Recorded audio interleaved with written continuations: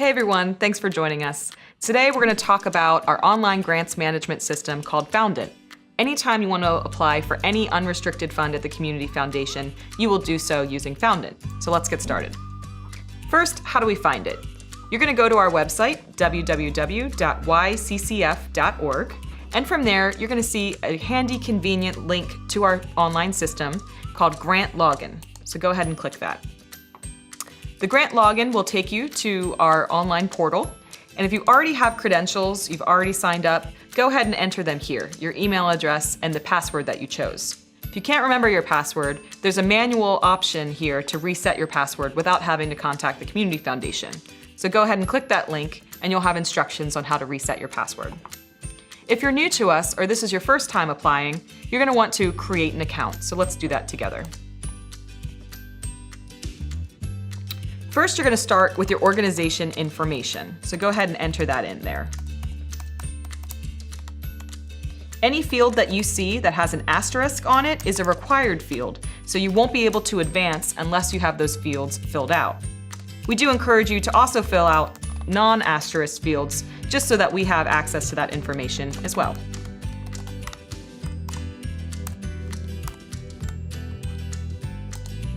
The next section is user information. And what we mean by user information is you, the grant writer. So whoever's filling out the application should enter their information here.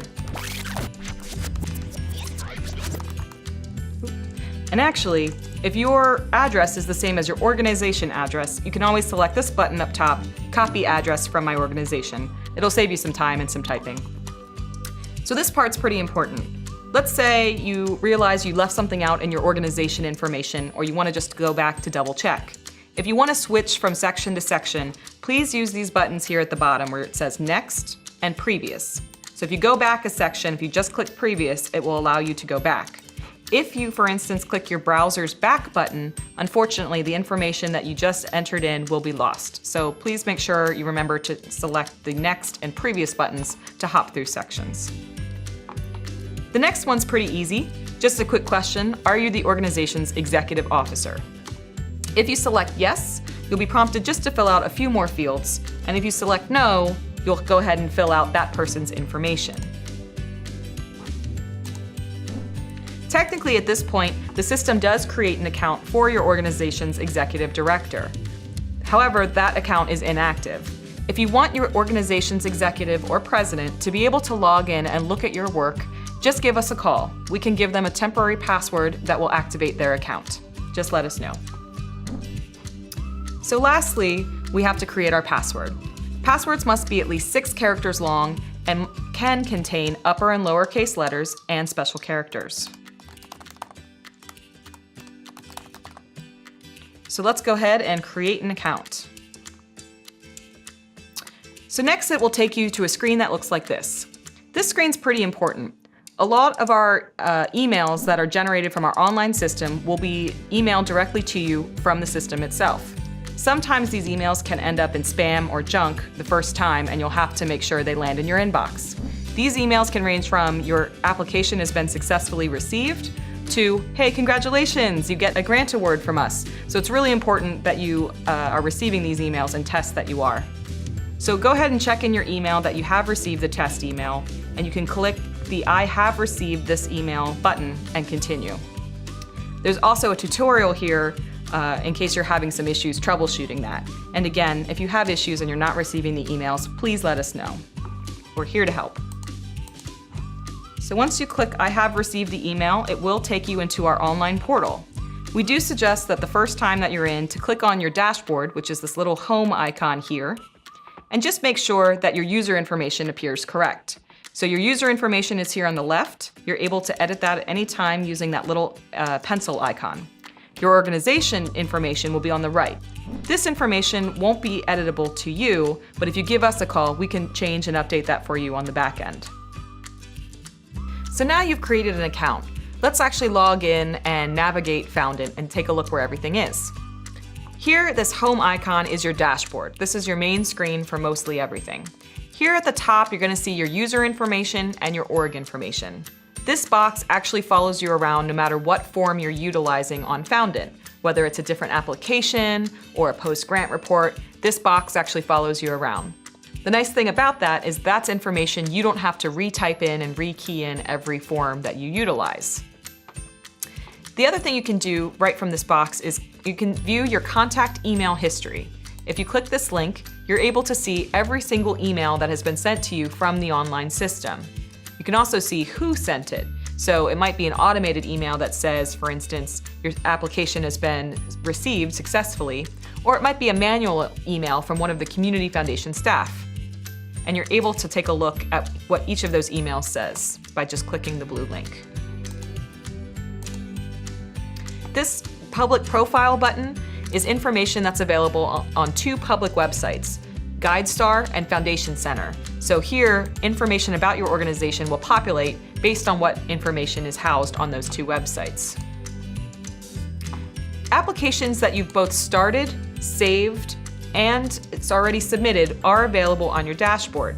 If you take a look at this first one here, this is an application I've started but not yet submitted. And as you can see, there's an edit application option. So I can go back and dive right back in where I left off. The second one here is one I've already submitted. So while you can still see I'm still able to view the application, I no longer am able to edit it. So no matter what the status of your application, you're able to access it quickly right from your dashboard. Let's say you also just want to change your password. You know what it is, but you just want to update it. In the top right-hand corner, under your name, you can select Edit My Profile, and here's another place where you're able to edit any of your contact information. You can also see there's a Change Password button here at the bottom, so that'll give you information on how you're able to update your own password. By selecting the Apply button, this will take you to all of our open and public grant cycles that are available at the Community Foundation. You're able to see relevant information here, along with submission dates, both open dates and end dates. Each process is categorized by box. So at the bottom of each box, you're able to preview an application form if you don't necessarily want to start it yet right away, but just want to preview it. And most of you won't have the Grant Hub software. So if this doesn't pertain to you, go ahead and ignore that button for now. No matter what the grant process, you're going to want to select the Apply button in the top right-hand corner to actually start an application. We do also have some targeted funds at the Community Foundation. These funds are not accepting any unsolicited proposals. However, if you are invited to apply to one of these funds, you should receive an access code from Community Foundation staff. What you'll then do is from this page, type in that code in the top right-hand box and select this Enter Code button. This will actually pre-populate which grant process you should use, and you can select Apply right from there. Another feature we have is called Fax to File. This is a neat feature if you have hard copies of your documents but don't have access to a scanner. If you select Fax to File, Foundant will actually give you instructions on how you can fax your documents directly to Foundant, who will then convert those documents to a PDF. You can then download and upload those documents as you choose. And as always, let's say you need to reference something from the YCCF website, say a grant date or any instructions that you want to just double check. You're able to directly access our website by always clicking our logo, which is here in the top left-hand corner of Foundant. That will dump you directly to www.yccf.org. All right, let's actually take a look at an application itself. At the very top here at the application, you're going to see two buttons, one that says Application Packet, the other that says Question List. Let's say you're the type of person who wants to download the application to see the list of questions so you can take a look at it, mull over, look at offline, that kind of thing. If you select Question List, a PDF will be generated of what the application looks like, including potential drop-down answers, if that's an option. So you're able to print this PDF off as you wish. Let's say you've started typing some things into your box here, and you want to take a look at the application as it is with your answers that you've typed thus far. What you can do is scroll down to the very bottom and select Save Application. This will then save all your data on your application. And then if you select this application packet, a PDF again will download and generate for you. And you can actually take a look at the application with your information populated in those fields. The application itself is divided by boxes. So let's say you just want to focus on one box at a time. You can always minimize and maximize the boxes to make things more manageable for you. I'm not going to focus too much on the content of these applications because it can vary from grant application to grant application. Instead, I'll talk a little bit about the different types of question fields you might encounter when you fill out your application. These fields here are called text area fields. So these normally have a character count, which you are able to see decrease as you type, which is a helpful little tool. Please keep in mind, if you're the type of person who likes to start working on things in something like Word, again, these are character counts, not word counts, so please keep your eye on that. We have another type of field which is called an upload or type field. So for instance, if you're an organization who already has a list of your nonprofit board of directors already typed up, you can simply just upload that file. If you're someone who doesn't have that handy, you can also just type that information as well. So it's an either or field. Other types of fields might look like this. This is a drop-down field, so you can select the best option for you. You might also have a date field where a calendar will populate and you'll have to select your dates. There's also integer fields, which are numbers only, so you can type in your numbers in there. Some other fields that might come up are some checkbox fields, and radio button fields are often used as well, so you might encounter those. At the very bottom, you're going to be able to see our upload only files. Please keep in mind, these are files we ask you to upload from your computer, and they do have size limits, so you might need to do some compression in order to make them fit. They also only allow one document per upload file. So for instance, if you have multiple letters of support for your program, let's say you have 3, you're going to want to combine them into one document and upload that one document. After you review your application and check everything is correct, that's when you're going to click the Submit button. This will then be available to you from your dashboard. So let's go to our dashboard here. Let's say you already submitted your application, but you panic a little bit because there's something in there you want to change. We actually have the ability, if you contact us, to what we call revert your application back to draft. And basically, it allows you to go back in and edit what you need to do. This actually is part of our normal grant process, because often we'll have questions or need some clarifications from you before we're able to move your application forward. So again, if you accidentally click the Submit button when you're not ready, please reach out to us. We're happy to help you. And that's how you apply to Community Foundation grants. So what happens after you click Submit? All applications will go to a selection committee of each fund. This committee will then approve a slate of grants for approval by the Memorial Health Fund or Community Foundation's Board of Directors. All approved grantees will receive an email stating that you can view your award documents online. All denied grantees will receive a hard copy of their denial letter by US mail. So let's go ahead and log in here and take a look at our dashboard now. As you can see, it looks a little bit different. You can see there are now follow-up forms and documents uploaded by administrator. The documents uploaded by administrator are things the Community Foundation have uploaded for you to your account. So for instance, you might find a copy of your award letter or potentially a draft of your grant contract. And these documents are downloadable via the blue link right here. Follow-up forms are a little different. These are forms that are normally your interim and post-grant report forms.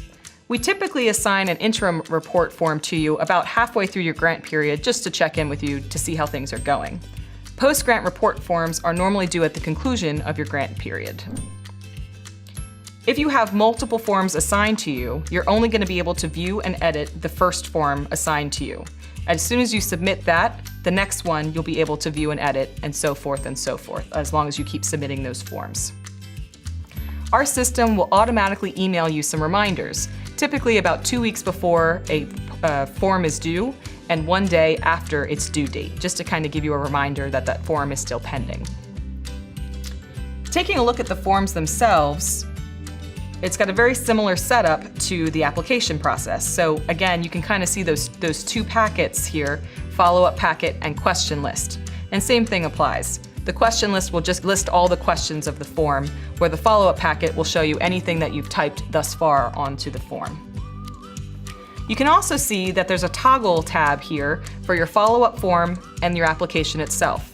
We strongly encourage you, especially when you're filling out those interim and post-grant reports, and we're asking you to reflect on the things you said in your application, to please make sure you use this toggle feature that's available to you, so you're able to take a look at those questions that you had originally answered in a certain way.